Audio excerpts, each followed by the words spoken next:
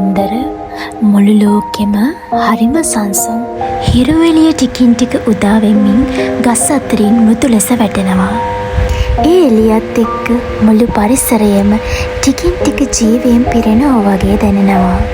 සිසිල් සුළඟක් හිමිහිමින් ඇවිදින් ඒකත් එක්ක ගස් කොළන් ටික හිමිහිමින් කම්පනය වෙනවා. ඒ සද්දෙත් හරිම සංසුන්. වටේ බලද්දී මල් ටික ලස්සනට පිප්පීගෙන එනවා. මේ හැමදේම බලන ගමන් උදේ අම්මා හදලා දුන්න රසම රස තේ කොප්පේ රස විඳින්නත් මං හරිම කැමතියි.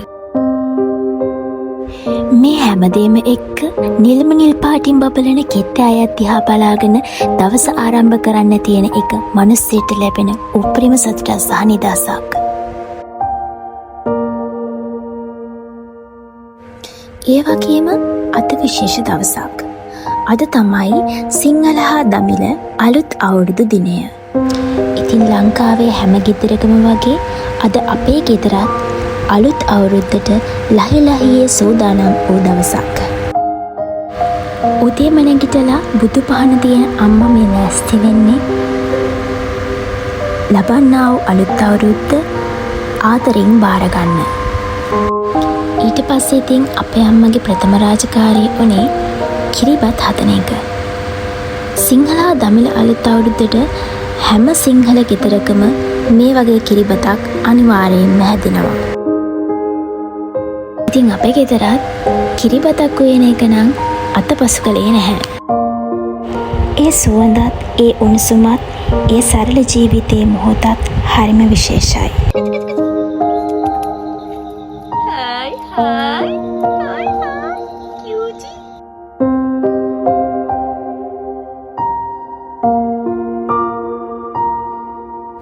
ඔන්න ඉතින් මමත් මගේ රාජකාරිය පටන් ගත්තා.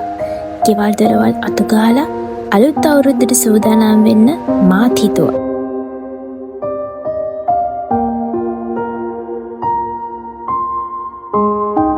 ඔන්න ඉතින් වැඩ ටිකක් ඉවර කරලා මමත් කන්න පටන් ගත්තා. අම්මගේ අතින් හැදෙන කිරිබත හරිම රසවත්.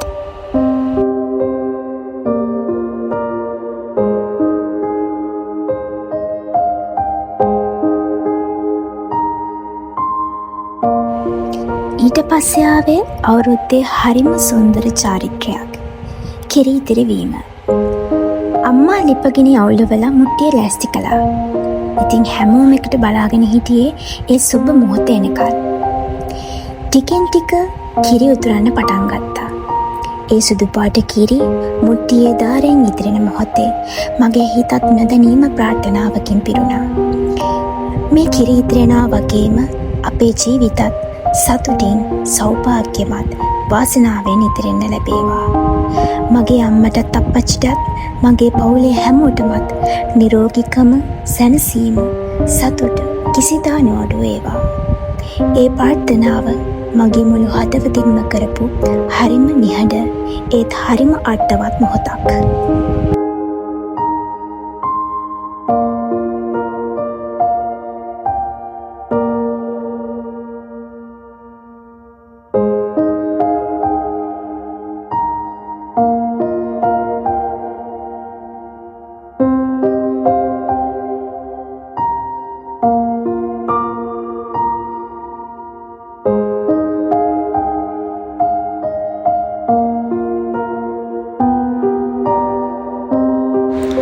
කිරි ඉතිරවීමෙන් පස්සේ ආවේ අපි හැමෝම බලාගෙන ඉන්න තවත් ලස්සන මොහොතක්.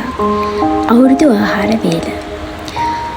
අම්මා පුංචි මේසයක් ලස්සනට සූදානම් කළා. කිරිබත්, කැවුම්, කොකිස් හැම කෑමක්ම එයාගේ ආදරයත් එක්ක ලෑස්ති කරලා තිබුණා. ඒ මේස දිහා බලාගෙන ඉද්දී හිතට දැනුනේ මේක කෑම මේසයක් විතරක් නෙවෙයි. පවුලක් එකතු කරන ආදරයෙන් පිරුණු තැනක් කියලා.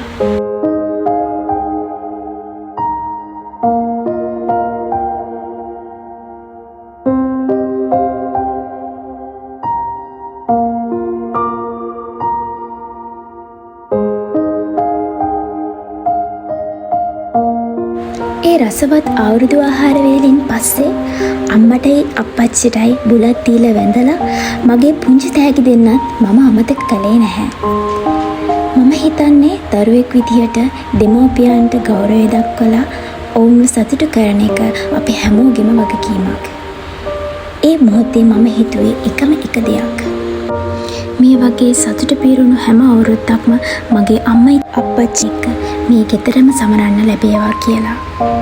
ජීවිතේ කොච්චර වෙනස් වුණත් මේ වගේ මොහොතක්, මේ වගේ සිනාවක්, මේ වගේ ආදරයක් කවදාවත් නැති වෙන්න එපා කියලා මම මුළු හදවතින්ම ප්‍රාර්ථනා කළා.